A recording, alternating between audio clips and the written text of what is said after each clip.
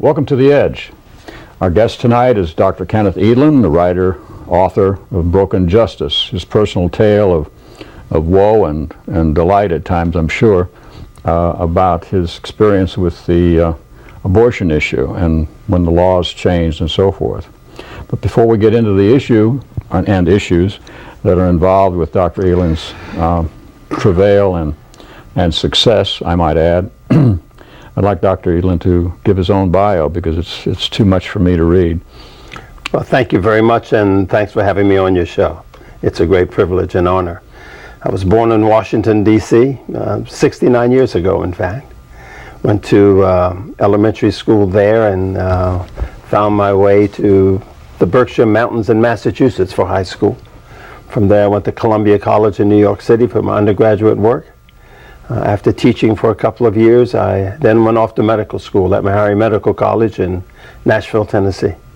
I became a physician, served my country in the Air Force for 4 years during the Vietnam War, but in England. And then I left England to come to Boston to do my training in obstetrics and gynecology so I could be a specialist, be a woman's doctor, which is what I always wanted to be. And the book chronicles what happened to me after I got to Boston. Well, do you want to say, why did you write this book? Well, because I think the events that happened to me were very special and unusual. I was about 3 months away from finishing my training in obstetrics and gynecology at Boston City Hospital in Boston, Massachusetts. What period of time was this? We're talking about 1973 and 1974. Specifically in April of 1974. I was indicted for manslaughter in the death of a fetus, which resulted from a legal abortion. And those legal abortions were in place at what year? In January of 1973. So this fell behind that time or beyond that time? This was beyond that time. This was after the Supreme Court had handed down its decision in Roe v. Wade, which struck down and eliminated every restrictive abortion law in America. 9 months after that ruling came down, a young 17-year-old girl came to the hospital with her mother. She was a high school senior. She found herself pregnant. She and her mother made the decision that she should have an abortion. They came to the hospital and we provided those services at the time. They were certainly legal. She was about 17 weeks pregnant according to her last menstrual period. I performed the abortion procedure on her in that October of 1973, some 10 months after Roe v. Wade. And then in April of 1974, I was indicted for manslaughter. And what prosecutor did that to you? It was an assistant district attorney by the name of Newman Flanagan, and he was assisted by his buddy Joe Mulligan. The case was tried before Judge James McGuire in a Suffolk County, Massachusetts courtroom. Sounds a little Irish to me. Well, I only report the facts and you can make your own conclusions. But the jury was impaneled from the citizens of Suffolk County and in Massachusetts. They were all white. 13 out of the 16 jurors were men, and 13 out of the 16 were Roman Catholic. Oh, really? And 6 weeks after the trial began, after all of the evidence was presented, expert witnesses from all around the country came to testify against me. Each expert witness that came to Boston to testify against me was a member of some Right to Life organization or another.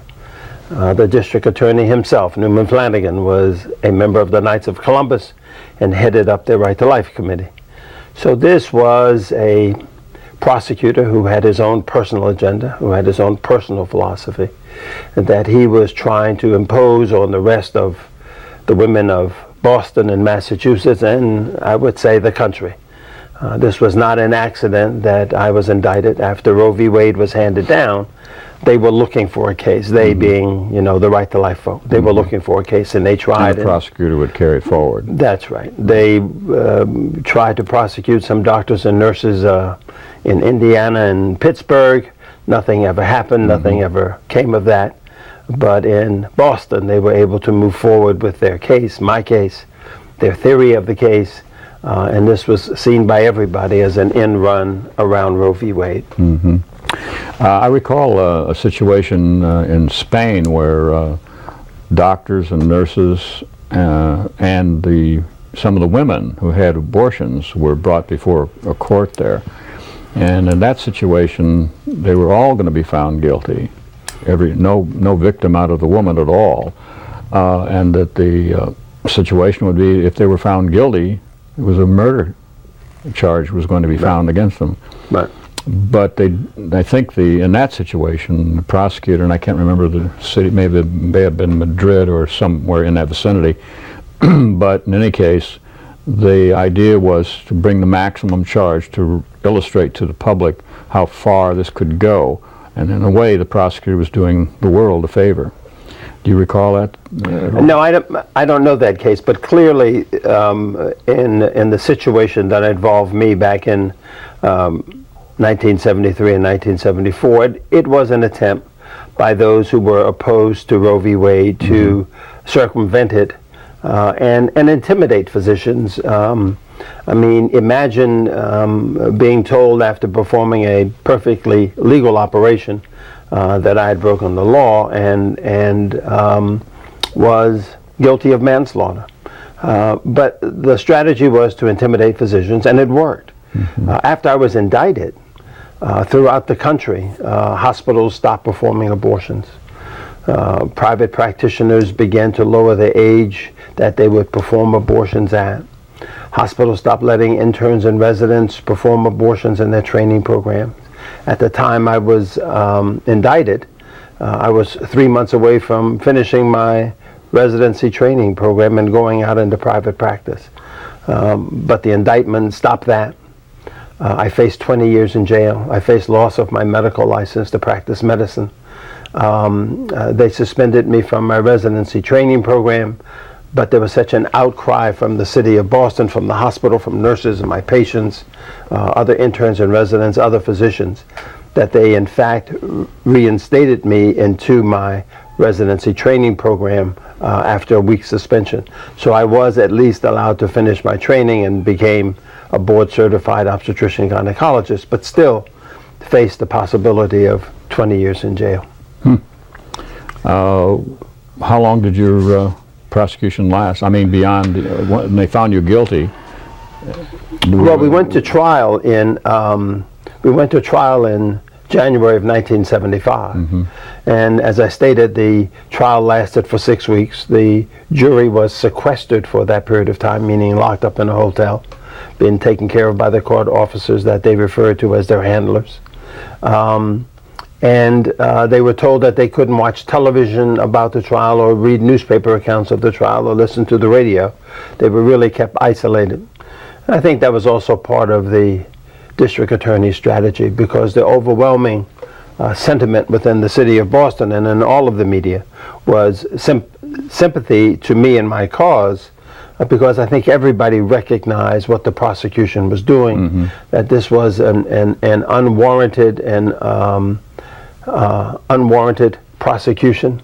This was a wrongful conviction, and everybody recognized that. And that's in the book. That's all in the book. That's all in the book. If you want to find out more about this, you need to buy that book. The name is Broken Justice. Broken Justice. And they can get this online, or? They can get it online at www.brokenjustice.com or at Amazon, or they can get it here in Sarasota at Sarasota News and Books. Oh, well, Andrew, down there, I'm trying to think of Andrew's last name, all of a sudden I can't. But the owner of the bookstore down there. Andrew Foley. Andrew Foley, thank you. Yep. Thank you for that. So would this experience be the one big experience in your life that changed your life? Or? Well, I think, there were several experiences in my life which led to this point. The reason I wanted to